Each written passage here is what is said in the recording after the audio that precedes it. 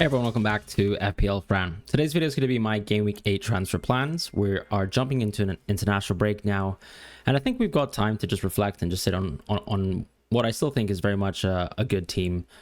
But the game state, I would say right now, in terms of just the macro perspective of FPL, is I think most of the forwards are extremely disenchanting or unenthralling, apart from maybe Waltemar, who's actually quite interesting now. His minutes are very, very good, but I still think the Newcastle run of games is all right. Like, this was actually the great game on paper at home, and then after that you kind of move on and you think maybe it's not the best or the easiest run of games where you think a transfer has to be done this week to bring in more Newcastle players and sort of spend transfers within that sort of certain direction. I also think from the wider perspective, a lot of the picks and a lot of the forwards that we've invested into are still actually for the most part all right.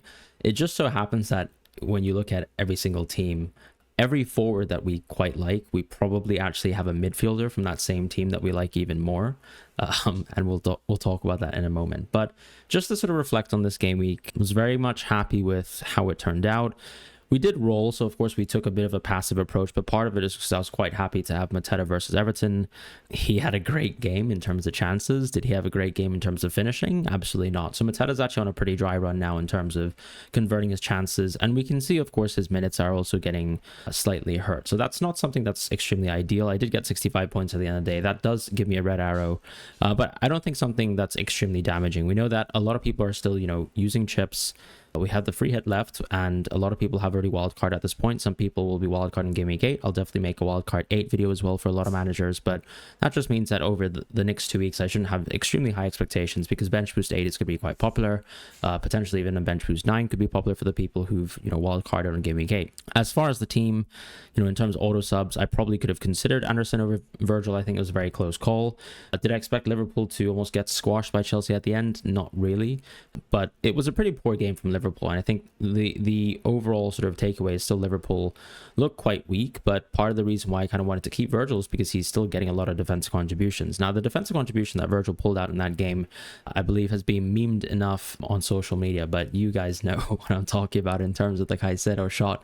That was his defensive contribution in the game, so we deservedly got a 1 pointer there. Lacroix got 10 defcons pretty close towards the end of the game, but it is getting towards a point where this is the first time that Munoz has gotten an attack in return that was quite significant compared to some of his peers, but he still actually is behind a lot of the defconners in terms of points. And so it kind of shows you, even though Munoz is capable of getting defcon, or Porro is getting capable of defcon, how good defcon has already done so far, and how much damage or consistent damage it can do for a lot of top players, right? Like, we're still talking about, I think, Senesi being better than Truffet, even though Truffet did quite well this week. Cucurella had a great haul, but is he far ahead of other defconning center backs? Not really. So the pro with Gabriel, it seems like that Arsenal's slight change in game style has helped him with getting defcons every single match, so I think that seems very, very fortunate. Owning Raya, I think, is never a problem. Does it almost feel like sometimes that you could maybe get a better Arsenal triple up? Sure, I think Timber and Saka are the ones that come to mind, but at the same time, do I really even have goalkeepers that I can think of that would actually do much better than Raya? Maybe not. So I'm quite happy with the team as it stands. Like, from a structural point of view, I look at Virgil, Senesi, Gabriel, Lacroix, Anderson. I think that these are defenders I can keep season long. The question always is going to be, can I make an upgrade from Lacroix to someone else? Because I think the main thing that I want to say about the game right now is I'm not sure if there's actually that many midfielders I truly love. And even within the forwards, are there, like, it's not like there are upgrades that are more expensive that actually make me think I'm going to make my FPL team better by owning them.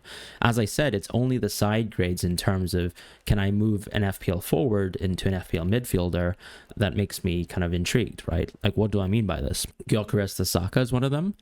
Equally, Mateta to Sarr is one of them, and Mateta to Sarr obviously saves you money. Gyökeres to Saka is a cost. Dewsbury Hall, when I look at my team, is the most obvious make weight. Now, Reinders, I guess it depends on how his minutes sort of shape out, with, let's say, more minutes from Turkey to come in, maybe more minutes from Marmoush coming back as well, and where that Bernardo Silva substitution continues to happen, right? Because in previous matches, we have Bernardo Silva playing on the right, but it seems like now Pep wants to give more minutes to Savinho, and maybe even more minutes to the likes of Bob and Doku and Marmoush on sort of wing type positions. That might mean that Bernardo's minutes are most likely going to be taking away Reinders' minutes instead, and there could be a point in time where maybe Reinders could be, let's say, somewhat of a threat towards the bench, which, especially with the kind of schedule that City have, is something we do need to be kind of acutely aware of. The thing with Reinders, I'd still say, is that he does look quite valuable, but if he is going to get substituted at 75 minutes, then, that's a problem going forwards. And so he's become a small problem in the team. Mateta and Gyökeres have become small problems too. In terms of the takeaway from the penalty piece on Gyökeres, I mean, my point of view always was that I was unsure who the penalty taker is.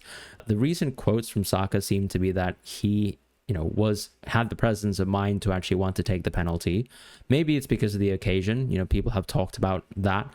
I think that's a bit of waffle. To me, it sort of indicates that Saka has the ability to kind of choose who the penalty taker is. Now, previously, we've seen Odegaard take penalties when Saka's on the pitch, even Gabriel Jesus, I believe. And so that to me still makes me think that, okay, if I'm evaluating Arsenal penalties for the rest of the season, I still think Gyökeres, has a chance to put his hands on a penalty. But if I was to sort of do, a penalty share, I would almost make it 75 Saka, 25 Gyökeres. Some people can disagree, but that's kind of where I see the penalty weighting right now. And of course, that's a huge dampener for someone like myself who wildcarded on 4 when Saka wasn't around into Gyökeres and hasn't really seen much value from. But I guess the unfortunate thing is I probably still have to persist with someone who has these types of games. I can't really complain. He is still getting a lot of the minutes that we want to see. And I think with Mateta, it's like the opposite picture where he's actually getting a lot of big chances and he's just not converting them. But then there's someone like Sarr who also equally gets a lot of big chances, is cheaper, and poses the same sort of question. With Gyökeres, he actually did have chances versus West Ham, so I can't complain too much. Like even with Saka, he had a disallowed goal, but very much for the most part was also reliant on getting the penalty to be able to actually get a hole within that match. And so I don't think there needs to be a drastic sort of move out of players like Gyökeres and Mateta. And even when I look at Bruno, I'm sure a lot of people will think this is a problem child, but at the same time, if I think that Dewsbury Hall or Reinders might be more pressing issues within my team in the short term, I'm not really concerned about owning Bruno. Sure, he's going to have a game versus Liverpool, but even after that, I don't really mind owning someone like Bruno who actually has very mixed games. Like when we actually look at these fixtures, even though a lot of it is grey, I don't think Brighton at home is poor. I think Nottingham Forest away looks amazing right now. Tottenham away actually looks like the tough game, and Everton at home I think is fair enough to be a green game. So that's kind of where my thoughts are right now with someone like Bruno. I think he's still a hold.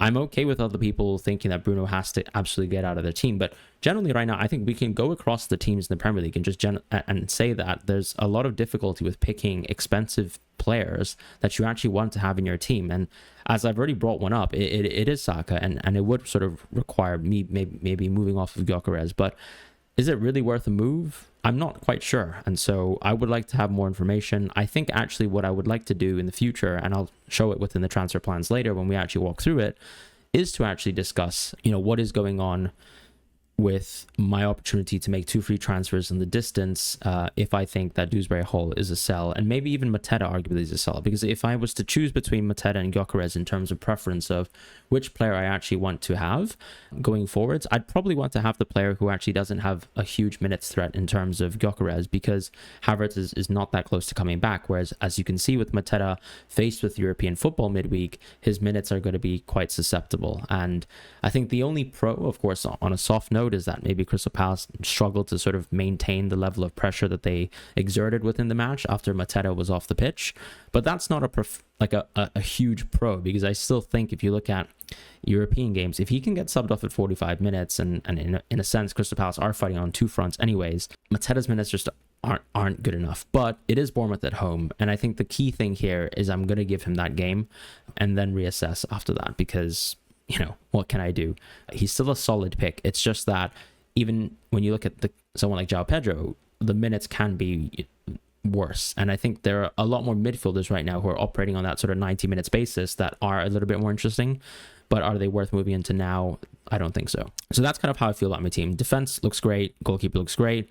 Bruno, Semenyo, I think are still holds. Gyökeres is still a hold. Haaland, especially with Salah playing the way that he is, and Liverpool, which we've talked about time and time again on our episodes, and sort of my general reflection of just watching and then also just looking at the underlying stats, but they just haven't been impressive enough. And To be fair, the game versus Chelsea was one of the better Salah games in terms of, did he get chances to take shots? Did he get chances to assist people? Absolutely he did. I think compared to some of the previous matches, that was probably one of the better games, similar to Atleti in the Champions League. But it's still not good enough for me, especially when Haaland's right there.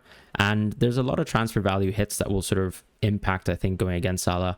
Plus, there's a risk piece, right? Where am I that enthralled backing someone like Salah over the next run of games over someone like Haaland? Absolutely not. Do I have an easy way to getting towards Salah? Like, absolutely not. Once again, if I had 3 transfers, maybe, but I'm not that intrigued. So let's just move on and kind of review the fixtures in terms of game week 7. So I think with Bournemouth and Fulham, you just have to kind of put your hands up and say, especially with Bournemouth and Fulham and the Leeds versus Spurs game, I think that's obviously it was a Ghanaian wonder show this weekend, even in the championship to an extent with Leicester as well. But I think it's just, sometimes you have some great picks in the game now in the midfield, and you look at the cheat sheet as well. I've always had Kudus and Semenyo at the top, and part of this is because these are players who play 90 minutes of football who can overperform at times, right? And that's sort of the beauty of, if you take shots, if you take gambles, if you are a consistent threat or a talisman, as like people like to say in the teams, you will inevitably get these holes where you're overperforming your XG, or at least you're putting yourself in the position to do that. And sometimes, of course, we have to just accept, I think, as FPL managers, that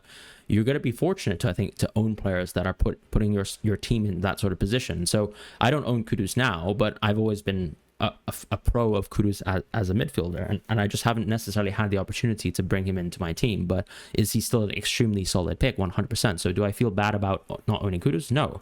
But do people deserve a haul from, let's say, a pretty jammy game? Like, if you look at Semenyo's assist to Kluivert, is that not jammy? It absolutely is. We just have to accept it, and I'm very thankful that I own Semenyo. So that's been a very fortunate thing coming out of Wildcard 4, where I do think, generally speaking, I've picked the right picks in terms of players that have actually gotten a lot of price rises, and also just done the points, right? That's just what we want in FPL.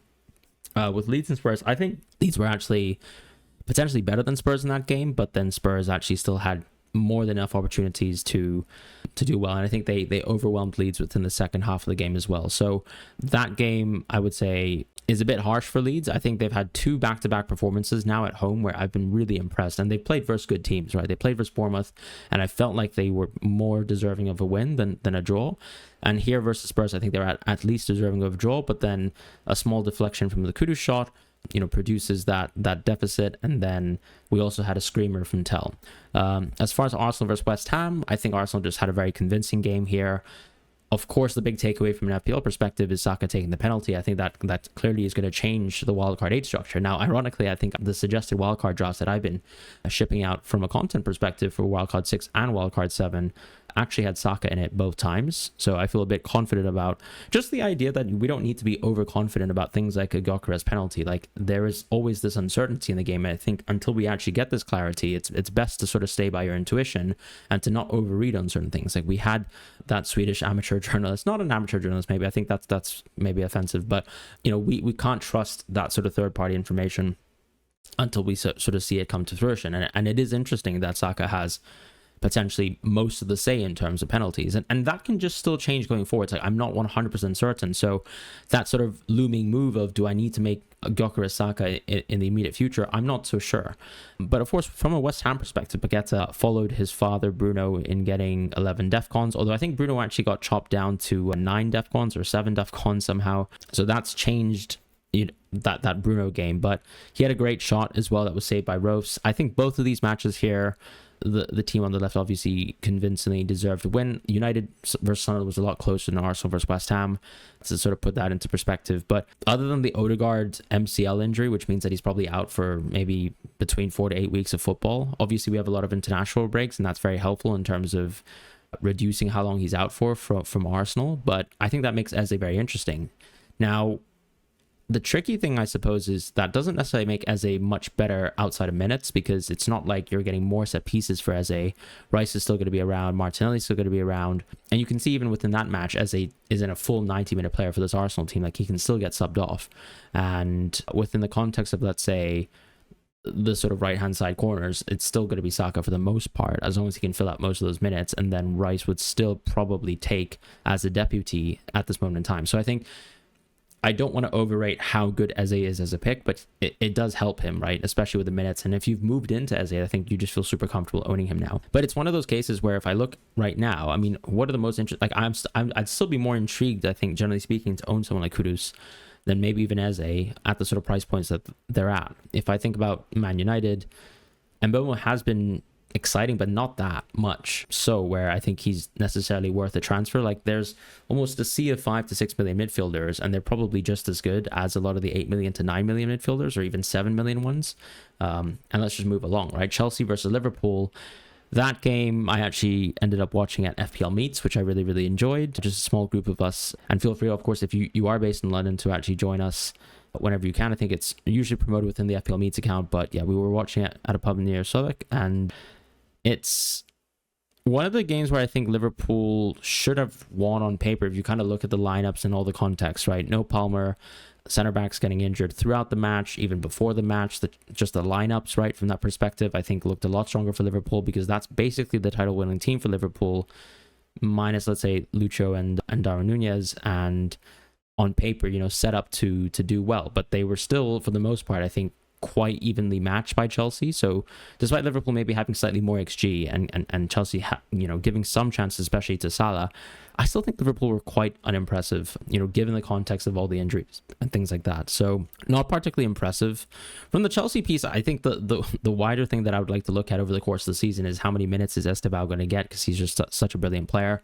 But we know he's not particularly FPL relevant for now. But from a Chelsea perspective, I was actually looking at Hato post-match, and he had jumped on Cole Palmer in amidst the celebrations, and Cole Palmer had immediately winced, sort of referencing his groin injury. I almost think that means that Enzo at some point in time is just going to join my FPL team. The big concern with Enzo from a deadline perspective is if you look at Gameweek 8, Chelsea are the first game of football after the international break, and Enzo will be playing with his Argentina team. Now, he might get rested, but it's just the whole piece in terms of travel, in terms of recovery. Being the first game and not playing, for example, on a Sunday just means one less day of rest for him, and he plays early in the day. So I don't think that's extremely beneficial towards someone like myself who might be eyeing up an Enzo transfer, despite Nottingham Forest looking so tasty with the way things just clearly haven't clicked at all whatsoever with Ange. So from a Chelsea perspective, the takeaway, I think, is Enzo's very exciting still. With João Pedro, I've always had the doubts in terms of, I do think people are overrating his goal-scoring prowesses, but he still is an attacker for this Chelsea team, so there's really no reason to worry. This was the tough game on paper for Chelsea, and they've still come away with a pretty convincing win for the most part, and you can still enjoy really, really good João Pedro minutes going forward. So do I think someone like João Pedro is a sell? No. But do I think João Pedro is a buy? Not quite. I think Enzo's still the one that I would go for, and maybe it actually is Game Week 9 where I end up owning Enzo within my FPL team. Aston Villa versus Burnley, I think this is just a wider piece where, okay, it looks good for Malin, and he almost... If he's going to get a game where he's going to get 2 goals, you understand that Watkins can come off, because Malin or Gassan can kind of close the game off at center forward, and he probably deserved the minutes on this day. But I don't think you can guarantee that Malin's minutes are going to be perfect, so that doesn't really make Aston Villa relevant. You might as well just watch what exactly is going to happen with the Aston Villa minutes over the next 3 matches. If you own Watkins and Rodgers, this is probably the time to sell anyways. If you own Rodgers, I guess you're happy you got the assist. If you own Watkins, I think you're happy to avoid just another price drop. As far as Everton and Crystal Palace, I mean, they are clearly a Palace bogey team, but I think Palace had plenty of chances, and a lot of them fell towards Mateta, who just didn't finish them. Munoz clearly had his chance, which was slipped on by Sarr, and that was amazing.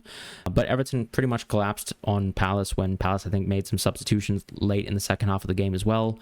So I think, yeah, Mateta off net was probably worse for Palace, and Everton actually did build a few chances. The Grealish goal was, I think, fortunate, but I mean, it happens, right? Like someone like Akpo can score a tap, and someone like Grealish can basically score a tap, and if someone rockets the ball at him. But that's the benefit of sort of being in the right position at the right time, But I don't think necessarily anything has really changed in terms of my view on Everton. I think Tarkowski still looked fantastic. You can see another great game in terms of getting bonus and defensive contributions with Njai, power of penalties coming in there. And he very well could have actually come out of that game with a 1 goal, 1 assist if Beto actually scored the header off of his assist, which actually ended up being a Grealish goal anyways. With Forest and Newcastle, this was actually the most one-sided game of the week, just reflecting on it, because I was actually watching Everton Crystal Palace. I was just looking at the highlights for Newcastle as well. I mean, the scoreline was actually kind of kind to Forest, and unfortunately just things aren't going well. So they're clearly a team to target, which I think we've already established anyways from the start of the season post sacking. So that's that. With Wolves and Brighton, I think one thing that I'll say about Wolves is they're a lot better than they are in terms of their table position, in terms of the football that they're playing. And Brighton, maybe we also need to take a step back with a team like this and just sort of question how good are they really. Yeah, not the best game, because I think a lot of people maybe investing into Brighton probably would have expected more. This was technically, I guess, the best game that they will have in a while, but their run of games is generally quite consistent. You can also make the argument that Brighton, season on season now under Fabian Hertz have probably matched up versus the mid-table to the top table teams much better than they have the lower half teams. So maybe there's actually not too much to threat upon. With Brentford, I have to say, watching them in the back three, it's just tough to watch. Like, you're not expecting many chances, but actually Igor Thiago did have at least 2 good chances within that match. And I think, even Donnarumma made a mistake that could have led to a Sade goal, for example. So it's not like City had absolute complete control and dominance in this game, but they just didn't create too many chances. And I think it was quite fortunate that Haaland got his goal, but that's actually just coming down to the individual brilliance of Haaland more than anything.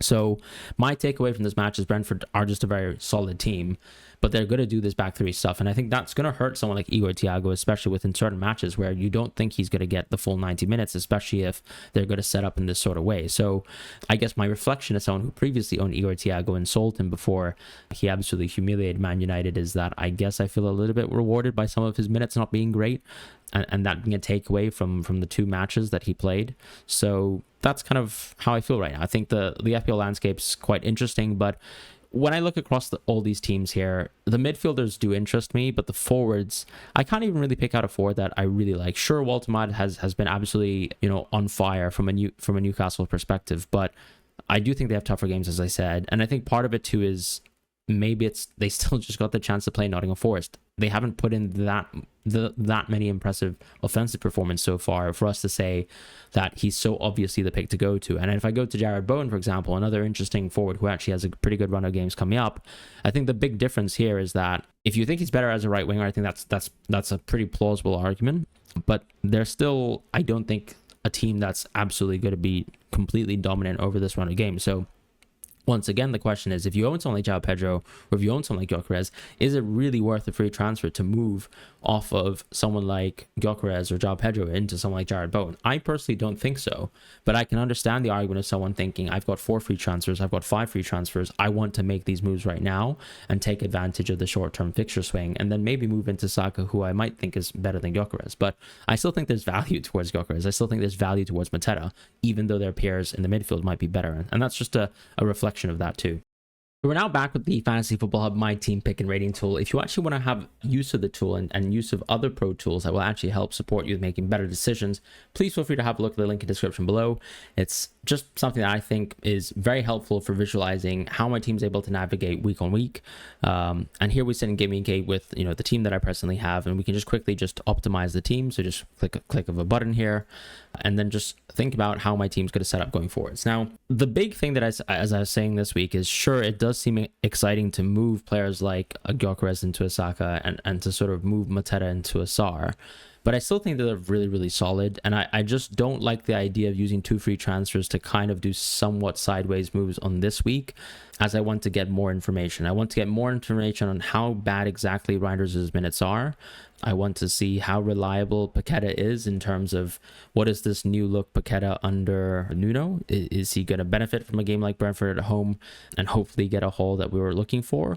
And then equally, if I get to 3 free transfers, which I think gives me much more flexibility, I now have license to move around Mateta or Gyökeres, right, and make that decision between who I really want to take out of my team. And I think another wider point is Sar is extremely interesting, but then if I go towards him, then I'm going to still put my team in a pretty bad position in Game Week 9, where they've got that Arsenal away match. If I move to, let's say, someone like Enzo now, once again, the concern is coming back from the international break, how many minutes is he realistically going to play versus Nottingham Forest? If I look at someone else, like, for example, maybe even a Minte, is he that much better than, for example, Paqueta this week? I don't think so at all. So I don't really want to use 2 free transfers to just get Minte in my team, but I think I can definitely bring Minte into my team when it makes a little bit more sense. Another wider question that I have within my team is, when am I going to free it exactly? And I actually have been thinking about this, because I have no interest right now in going for Salah. neither do I care too much about the free hit captaincies with Salah. I quite like game week 13, and I'll walk you all the way through there. But that for me is quite an interesting free hit window. But if I roll my team in game week 8, which I think is very strong, right? As I said, if I want to go Enzo, what's the way to do that? Maybe drop Mateta into a dead spot. Maybe move Mateta into Dominic Calvert-Lewin, Shutters, and then maybe Dewsbury Hall becomes Enzo, and suddenly I've got a 3-5-2 for the weekend. But is that really that interesting? I once again just think no. I'd rather do that move in game week 9 when Mateta doesn't have a good fixture. And Mateta's going to have Arsenal. This, for me, is the best time for me to move out of Mateta. My plan, loosely speaking, is to go out of Dewsbury Hall. And I really think that Palmer is not going to be around. So I think Enzo just makes a lot of sense as a move. I'll also go Dominic Calvert-Lewin. Now, a lot of people are going to think, why would you go Dominic Calvert-Lewin? But I think part of the value of Dominic Calvert-Lewin here is I do need a team that plays a 3-4-3. I might even want to bench Reinders anyways in game week 9 because Reinders is giving me a lot of questions and sort of annoyances. I don't want to play Lacron this week. I don't really want to have Crystal Palace players anyways in this match, but going forwards, of course, I do. And then I would have one rolled free transfer, right? This would give me Enzo versus Sunderland at home. This would give me Calvert-Lewin versus West Ham at home. And then I can kind of, from a game week 10 perspective, once again, have 2 free transfers to sort of manage my team. Now, if Reinders seems fine, then I'll just keep Reinders. But if Reinders doesn't seem fine, then there's always the opportunity on a game week like this to just simply move into Minte, right?